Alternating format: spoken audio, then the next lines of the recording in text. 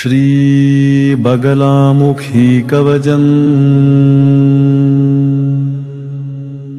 अथ ध्यानं जिह्वाग्रमादाय करेण देवी वामेन शत्रुन् परिपीडयन्तीं गदाभिघातेन च दक्षिणेन पीताम्बराढ्या विभुजान् नमामि। बगलामुखी कवचम् श्रुत्वा च बगला पूजा स्तोत्रम् चापि महेश्वर इदानी श्रोतुमिच्छामि कवचम् वद मे प्रभो। वैरिनाशकरम् दिव्यम् सर्वाशुभविनाशनम् शुभदम् स्मरन् पुण्यम् त्राहि मां दुःखनाशनम्। उवाच कवचम् शृणु वक्ष्यामि भैरवी प्राणवल्लभम् पठित्वा धारयित्वा तु त्रैलोक्ये विजयी भवेत्ता।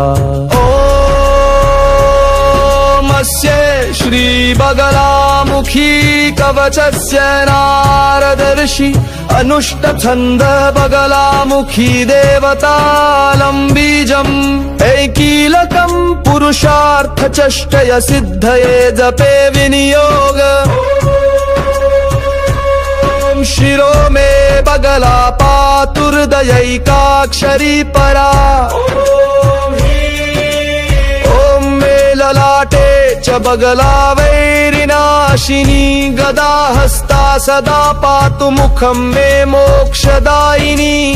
वैरिजीवाधरा पातु कंठं मे बगलामुखी।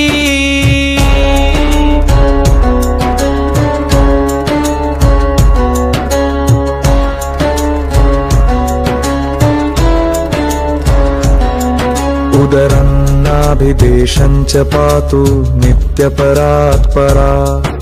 परात्परतरा पातु मम गुह्यं सुरेश्वरी।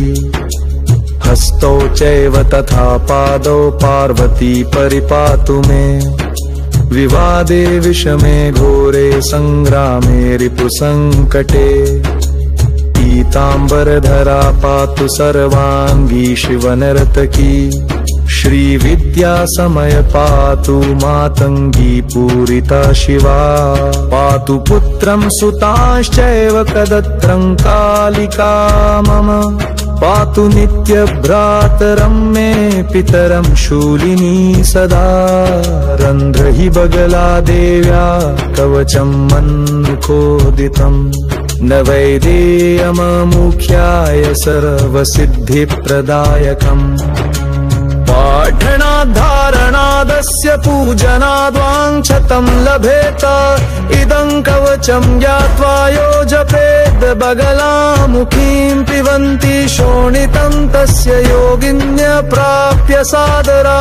वश्ये चाकर्षणो चैव मारणे मोहने तथा। महाभये विपत्तौ च पठेद्वा पाठयतु य तस्य सर्वार्थसिद्धि स्याद् भक्तियुक्तस्य पार्वती। इति श्री बगलामुखी कवचम् सम्पूर्णम्।